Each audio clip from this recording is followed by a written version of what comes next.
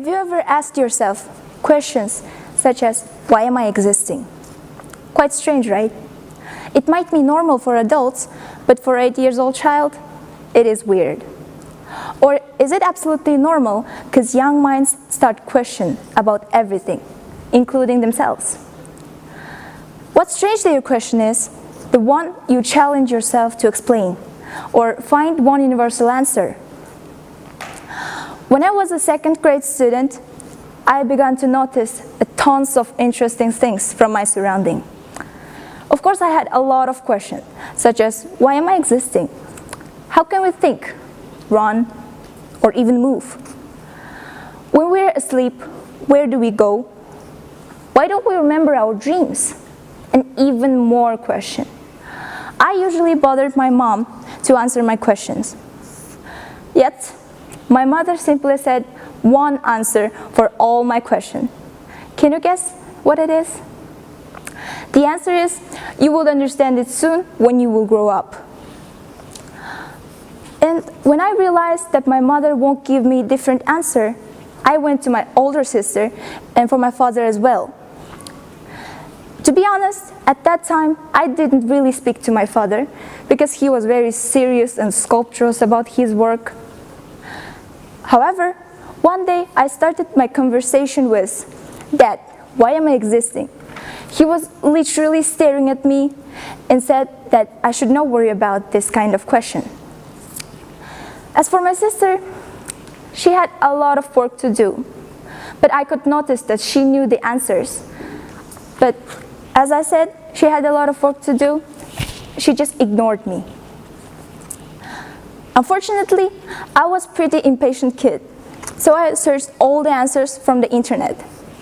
First, I looked for dreams and sleep, but as you can guess, I didn't understand anything. Because there were information concerning neurobiology and the brain, so I just admitted that I would not understand it. But years passed, and I started to understand how things work, step by step. 6th grade biology lesson was the hardest. I remember we passed about plant structure, but I just couldn't get good grades from that subject, so I just memorized the book. I could predict my position at that time, so I started to work harder. Can you believe that I was in the 7th heaven when I understood the first flower's reproduction? In addition, I've got more and more interested in science. Every new discovery I learned made me more surprised about our universe. I had always wondered why and how people can discover the things, how they can perceive the truth of the world. And I started to think and have one question. Are all people born genius or become genius? Everybody told me that people become genius, but it seemed like impossible. Whatever I looked for the discovered things, I thought that only intelligent people can establish this. In spite of this thought, I wanted to investigate further. And I read a lot of stories and histories about the discovered things. And I changed my mind.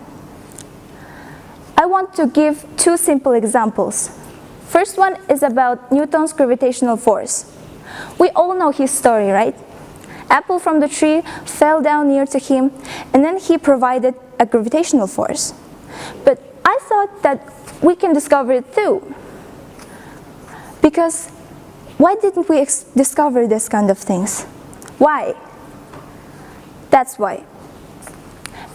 Nobody asked themselves why it drops. To be honest, every day and almost every day and every time we see something is dropping down, right? And we don't ask ourselves why it drops and how it drops. If we have an aim to know, to understand the truth of the world, each of us can be helpful. Small things can be helpful too. The second example is about Thomas Edison's light experiment. He did a lot for his work. Because of his hard work, now every day we use light and we cannot live without it. one of his interviews, he said, "I didn't fail. I just found 10,000 ways that won't work." This sentence means Thomas Edison was very patient. Can you imagine 10,000 times doing one thing? It is hard, right? But what I'm trying to say now is everybody is genius. People become genius. They are not born genius from their birth.